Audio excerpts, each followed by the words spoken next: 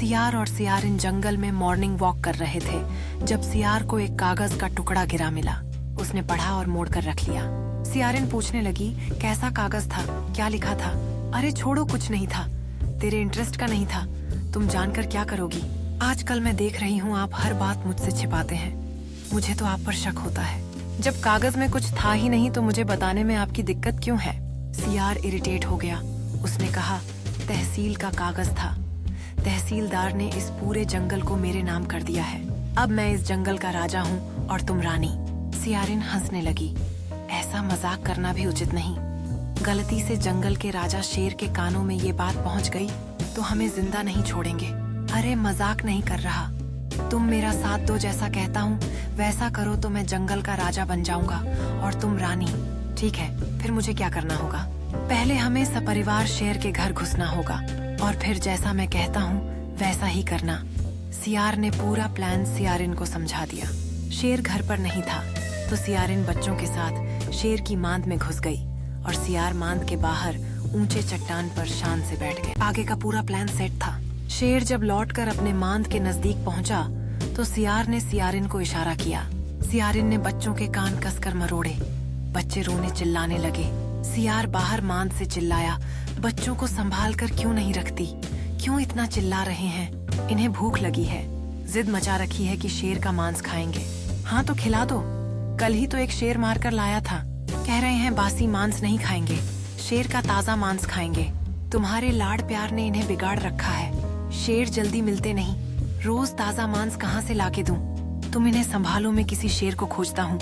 ये सब सुन शेर ने सोचा, ये कितना खतरनाक प्राणी है जिसके बच्चे भी शेर का ताजा मांस खाते हैं। अब इस जंगल में रहना सुरक्षित नहीं, कहीं और ठिकाना ढूंढता हूँ। वह सिर पर पांव रख भागा। शेर काफी दूर निकल गया था जब एक बंदर ने उसे बदहवास भागते हुए देखा। रुकिए महाराज, आप जंगल के राजा हैं, किससे डरकर इस तरह बदहवास जंगल छोड़ भाग रहे हैं? जंगल में एक खतरनाक प्राणी आ गया है, उसके बच्चे भी रोज शेर का मांस खाते हैं। अब मेरा यहाँ रहना सुरक्षित नहीं, अब वही इस जंगल का राजा है। महाराज यह संभव नहीं, जंगल का राजा हमेशा से शेर ही है, कोई बहरूपिया होगा। मेरे साथ वापस चलिए, मैं उसे देखता हूँ। मैं नहीं जाऊंगा। तुम्हें क्या, तुम तो खतरा देख पेड़ पर चढ़ जाओगे या भाग लोगे? मैं फंस जाऊंगा। वैसे भी उसके बच्चे शेर का मांस खाते हैं, बंदर का नहीं। महाराज आपको मुझ पर भरोसा नहीं तो मेरी पूंछ अपनी पूंछ से कसकर बांध लीजिए, फिर मैं भाग नहीं पाऊंगा। दोनों ने पूंछ आपस में कसकर बांधा और डरते डरते वापस मांद की ओर बढ़े। सियार और सियारिन ने दूर से उन दोनों को वापस आते देखा तो सियारिन बोली, अब हमारा भांडा फूट जाएगा। बंदर शेर को वापस ला रहा है, कुछ नहीं होगा, मैं संभाल लूंगा, बस तुम शांत रहना।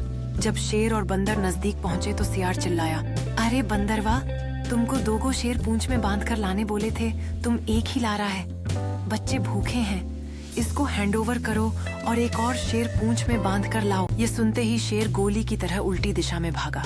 बंदर ने अपने पीछे शेर की दहाड़ सुनी और डर के मारे उसकी आंखों में आतंक झलकने लगा।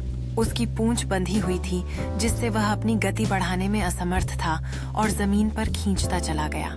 जब तक वह जंगल के छोर पर पहुंचा तब तक उसका पिछवाड़ा रगड़ाकर लाल हो चुका था। तब से वह जानवर हमेशा याद रखता है कि खतरनाक स्थिति में तेजी से भागना कितना जरूरी है। बंदर की कहानी जंगल में एक सीख बन गई जो सभी जानवरों को सतर्क रहने का संदेश देती है।